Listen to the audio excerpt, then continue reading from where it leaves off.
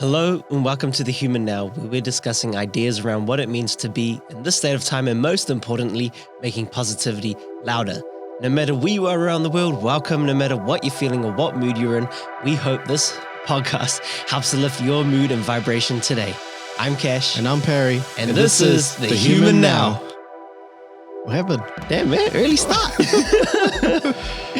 Got me on the edge of my seat, you know, and I was like saying it and then I'm thinking at the same time. Just well, we've got to keep you on your toes. How you feeling? Good. Yourself? Yeah, not too bad, man. It's a bit early for you, is it? Just a little bit. Just like, like a couple of late nights, when you're in that festive season. Catches up with you. No sense of time or, like I don't even know what day it is. It's also good. All right. Let's get into it. Yeah, man. Where's the morale at? I think I'm sitting at a 6.5. You're back down, man. We're at an all-time high of 8 the other day. Yeah. 6.5. 6.5. Yeah, man. I feel like I'm warming up. You know how? So, I don't know if we've talked about this before on the show or not, but are you someone who, when you wake up and you open your eyes, like you're alert and you're ready? Yes. Or are you one of those ones that have to like power up slowly and you're warming up and you're like, I'm still waking up? Yeah, no, I'm eyes are open and I'm awake. Yeah. Like you can function, eh? Yeah. I live with someone who does not function that early in the morning. And so I don't know, I kind of feel like maybe that's what's happening right now. Yeah. Some of that's rubbing off on me. Yeah. But we're here. So where are you sitting at? Oh, probably about a 6.5. Cool. Okay. But all right. I feel like once we get into the groove, yep, we'll be fine. Cool. Well, we do have a fun topic ahead of us. But before we do get into that, let's talk about some gratitude. What are you feeling grateful for? For the moment, I think like just within the last couple of days, just experience like people around us passing away and like how fickle life is, the fickleness of life. And that we actually have to seize the day and the moment and also the lasting impression that we leave on people. Yep. So I think I'm just grateful to be here, to be around the people I'm around, be around you, yep, my family, my wife. It's just at any time, anything can happen. Could not be here. So I think even just words matter. Yep. Well. Nice. I'm feeling grateful for my ability to learn. Yep. I think it's something that we take for granted. Yep. I can speak for myself, and I use it every day. Yep. And it's easily something that can become, you can overlook. But yeah, I think it's everything. So, do you think that ability to learn comes through awareness or it's separate? How do you mean? Like, I think you can learn. I think you can learn from awareness. Yeah. But I think it might sit separately. I think you learn different things from awareness. Mm-hmm. Yep. Cool. Man, we're on a roll today. Yeah, man. This is a 10-minute episode. Let's go. Yeah. So next we thought we'd discuss our celebrity dinner. If we were to host a celebrity dinner, yep, who would we invite? Who'd be on the top of the list, and why? Yep. I actually found this quite difficult. So I think I've got multiple lists, multiple honorable mentions. I don't know where I should start. Maybe I just start at the top and then we'll work our way down through the honorables as well. Go through it. All right. So at the top of my celebrity dinner. Sorry, you said top of your list. Is this in order? No, this is like these guys have just made it to the dinner. Yeah, okay. If you've made it to the dinner, you're in the top 5. Consider yourself lucky. Yeah. So the people, and I think like the way I'm kind of thinking about this as well is like we'll obviously get to spend time to be around these people, so I'm gonna learn so much off them. That's the point of this dinner. Yeah, for sure. So yeah, top people at my celebrity dinner would be Adam Sandler, Yep. Lily Singh, Yep. so Hans Zimmer, Mm-hmm. if he can make it. Otherwise, Daft Punk. Okay. They're like the second, Subbing. the subs. Yeah. Peter Zumthor, he's an architect, Okay. and Kanye West. Nice. That would be I think that would make a good party. It's a very interesting dinner. Yeah, man. A good mix of people. And give us your honorable mentions as well. All right. So it's a bit of a big list. So honorable mentions, in which I call the zombie party because they're all passed away. Okay. We got Balakrishna Doshi, who's an Indian architect. Yep. He was kind of like for the people, everything he did, and tried to infuse culture into what he did. So I'd really love to be able to talk to him. Mm-hmm. And then, like I said the other day, Muhammad Ali, Bruce Lee, and Michael Jackson. Nice. If I could be around those three. Yep. And we'd all play Be Dancing to Thriller. Yeah. And then I got honorable mentions 2.0. Okay. This is the Kiwi dinner. Yep. We got Jazz Thornton, Simran Kaur, Dan Carter, Rachin Ravindra, Richie McCaw, and Ruby Tui. Nice. I think that'd be a solid Yeah. one that could actually happen. Yes. One day. So if you guys are listening, have you got any more lists? yeah, I got an honorable mentions 3.0. So these are my architects. Yep. I had Frank Lloyd Wright, Mies van der Rohe, Carlos Scarpa, John Lautner, and Norman Foster. Nice. Norman Foster being the only living one in that list. But the other guys, they're all kind of pioneers in terms of modernism in architecture. So I think like being able to talk to them about how they were able to, like, back then, being able to like have the fortitude to see this is how we could design when, kind of going really against the grain. Yep. Like what we see as modernism today, they were doing back then. Like, how can you do that? That takes some skills. So yeah, for sure. I've got 4 dinners apparently that I'm cooking for. Nice. Very cool. Can you give us your top one again, please? Top one is Adam Sandler. Yep. Lily Singh. Yep. Hans Zimmer, Peter Zumthor, and Kanye West. Kanye West. Nice. Okay, cool. Wait, let me guess. I know who's going to be on the top of your list. The top of my list? Or within your top 5. Okay. And you're going to bring him back from the dead. Yep. Steve Jobs. Number 1. Yeah, there you go. Cool. So I've got Steve Jobs. I've got Steve Jobs. I think all of these I don't need to explain. Steve Jobs, just incredible visionary. Mm-hmm. Again, being able to think against the grain, outside of the box. Yeah. Creator of, the iPhone, the iPod, and a brilliant marketeer. Mm-hmm. Tony Robbins. Ooh. He's my goat. Yeah. Again, I don't think there's much you need to say about this guy. Just incredibly motivating, inspiring. Yeah. And someone who's, changed millions and millions of lives. Yeah. Very inspirational. You guys be having dinner at his island in Fiji. Yeah. And I'll fly there, and well, actually, all of these guys probably got a private airplane. So, my third one is Shah Rukh Khan. Nice. Yeah. This guy is. I'm like obsessed with fame. I think I've said this to you before, and he's like at the top. I think he's a phenomenon. You look at people in Hollywood and stuff like that, and they don't have that craze that Bollywood celebrities. And I think Shah Rukh Khan is the only superstar that is left. Yeah. But he's able to do. He's able to be at the top of the game, worth $500 million, if not more. Yeah.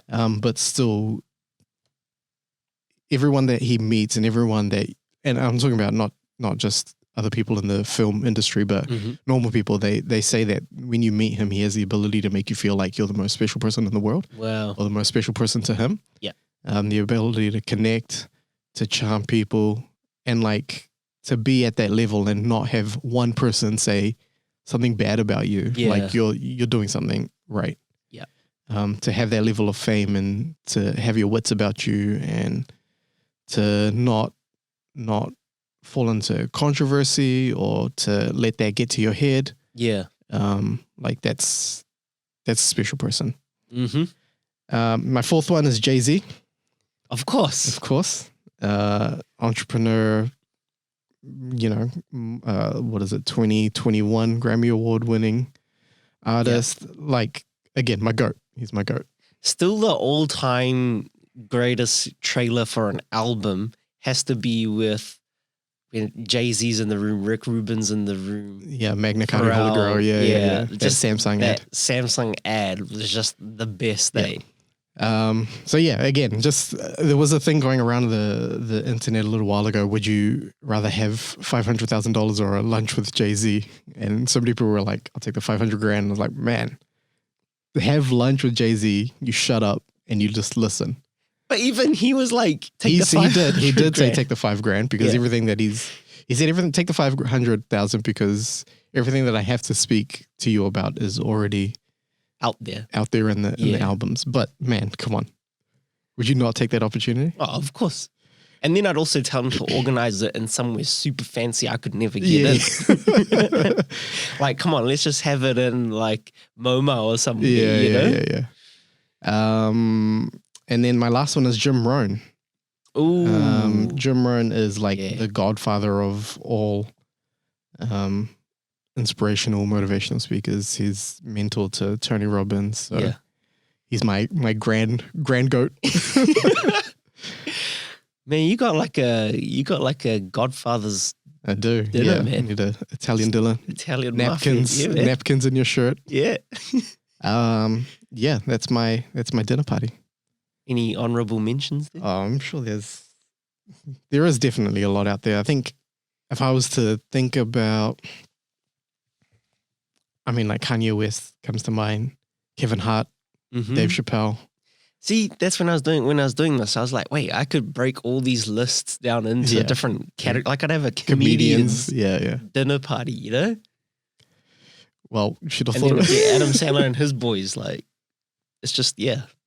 So there's definitely lots to mention, but that's my top 5. So Steve Jobs, Tony Robbins, Shah Rukh Khan, Jay-Z, and Jim Rohn. I think just to watch these guys interact as well would be like so interesting. Yeah, just to sit there and watch what happens. Yeah. I had you on the list, but I had to bump you. Oh, I had you on the list just to tell you to come and shut up and listen. I thought I'd be the sous chef, so you know. And you can be the sous chef at mine. Fly on the wall. Yeah. So yeah, that's me. Nice. I'd be keen to hear what everyone else kind of thinks as well. Yeah, for sure. It'd be cool. Who they would invite to their dinner, and maybe we'll chuck it up in a few chats as well, just to see what people say. If you send them in, we'll chuck them on the stories. I think we should get that going this week as well. Yeah, that'd be cool. All right, sweet. Over to you, man. What are we talking about? The Good Dinosaur. So this is a scene from movie. When did this movie come out? It's a Pixar movie. Let's have a quick look. A dinosaur called Arlo. Yes, correct. Out in 2015. Man, that's a long time ago. It's a very long time ago. So I remember seeing this. I remember watching the movie a while ago. Yeah. And this scene stood out, and then we thought, with us going through The Lion King, we thought we'd revisit this scene and talk about it a little bit. Break it down. So the clip is called Get Through Your Fear. Okay, now take a walk out there. By myself? Go on.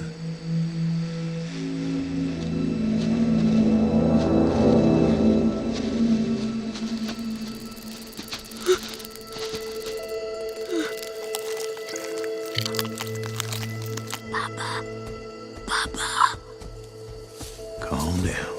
Breathe.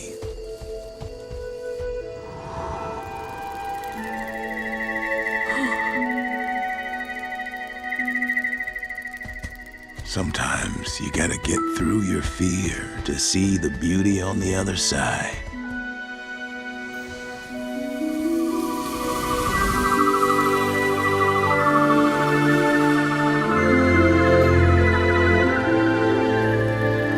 Wow.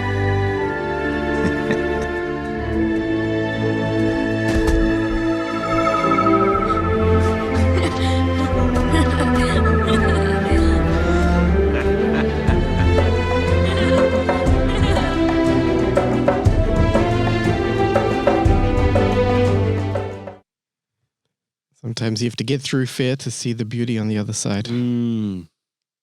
So not a long scene, Nah. not a big scene, but an important scene with a important message. Yep. What are your thoughts? Just starting with his dad saying calm down and breathe. And like, if you look at like the size of Arlo, he's a big dinosaur compared to the tiny firefly that's resting on his nose, you know? And then I guess when I think about that, I'm thinking about like the size of our problems or our perceived fear. You know, when like if we're Arlo the dinosaur, that's our capability. And then our fear is the size of a tiny firefly. But we don't see that, right? We're stressing out so much. Yeah, it becomes all-encompassing. Takes over. Yeah. But yeah, I think it does, once you sort of get through it, you realize how, what's the word? Beautiful? Or? Yeah, I mean, beautiful life is on the other side, but how not important that issue is. Yeah. The word's gone out of my mind. I'm trying to think of it too. Yeah. But even like how his dad just tells him to calm down and breathe. You know, like often in that situation, we're trying to think of solutions. And you got to, like, you literally have a million things just running through your head. You can't even sleep, can't even move, you know? But I think also the good thing about fear is that it breeds curiosity. Because like you imagine, like I was thinking about Arlo's dad before, right? When he discovered that field.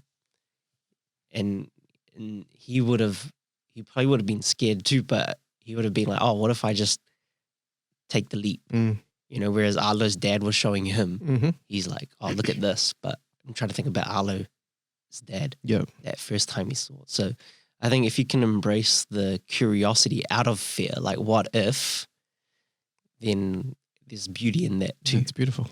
And then I think that's where what his message is, right? Is that sometimes you have to get through your fear to see the beauty on the other side. Yeah.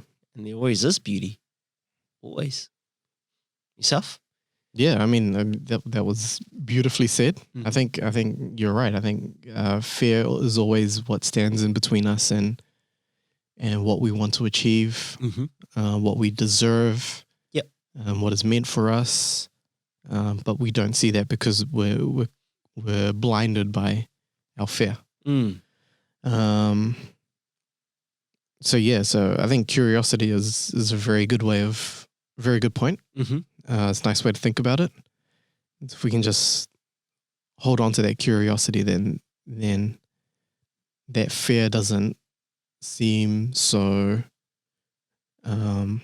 disabling. Yeah.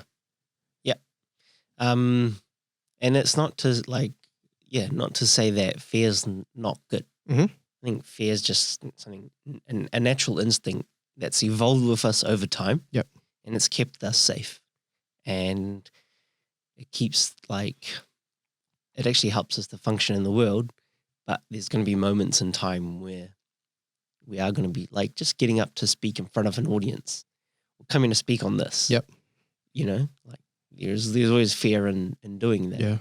There's fear like right now in sitting here and being like, are we going to get, like, are we running to the run sheet? You know? But you just got to get past it, and then the beauty is the actual fun in doing it. So, yeah, it's such a simple and beautiful message. I don't think there's too much more. No, I think just one other thing is like we always talk about speaking to people or having community and all of that sort of stuff, and I think this speaks to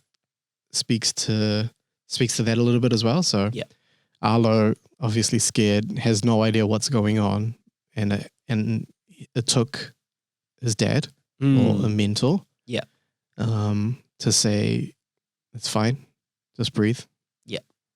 And sometimes we need that. And so it's important to have those people around you that you trust. If Arlo didn't trust his dad, or if that was someone else, he wouldn't be able to go through it, right? So just, I think it speaks to the importance of having good people around you as well. Which I think is also important. So in the last episode, we talked about going and getting the people, right? But if you are one of those people that can see someone who just needs to break through that fear because you have broken through it, then go and show them. Yes. You know, don't feel like you should leave them hanging or they're not ready for it. Like, you've been through it, you know it. So like, the best you can do is coach them through that process, like Arlo's dad. Yep. He saw the lesson that needed to be taught. Yeah. That's it. Easy, man. Easy Breezy. Cool. Well, I think that's us for today. It's a bit of a change up in terms of what we normally do, but I think it was good. Yeah. I mean, got a good old dinner party, which we can dream of one day having. And if we just embody a little bit of what Arlo's dad was saying as well, like just imagine the non-limit, you know, where we can go. It's limitless. And yeah, you reckon there'd be a lot of fear walking into that dinner party? Yeah, 100%. Oh my God. But how good would it be, right? Yeah, for sure. It would be amazing. Just walking into the room with any one of these guys I would feel fear. Yeah. But so I did the UPW course with Tony Robbins, and oh my gosh, that would be so exciting. And then also having been in the same room as Lily Singh before, like, oh man, that would be a party. Yeah. My goal, one of my goals is to be invited to her Diwali party. Oh my gosh. Imagine that. Imagine the people in that room. That room, yeah. But just to be a fly in some of these rooms around the world, like, I think that's where we want to be. For sure. One day. We can be there. Sweet. All right. Thank you, Parry, for your time, your energy. Thank you so much for you guys for tuning in, whether you're watching, whether you're listening. Again, if you feel like this episode and what we discussed brings value to people, please do help us lift the vibration. Remember, Parry's got to make a video by the end of Jan. And by the time this comes out, we're going to have only a couple of weeks to get this done. So I'm hoping by now that this video, our follow count is definitely past 1,000. But if it hasn't, please, I'm with all the energy of my soul, I'm asking you, please, to get your mum, your dad, your sister, your brother, your dog, your cat, your goldfish to follow our Instagram account, please. And I'm going to be verifying new followers as well, by the way. Yeah, no bots. and I forgot how we used to finish. We should bring it back. Until next time, be human, be now.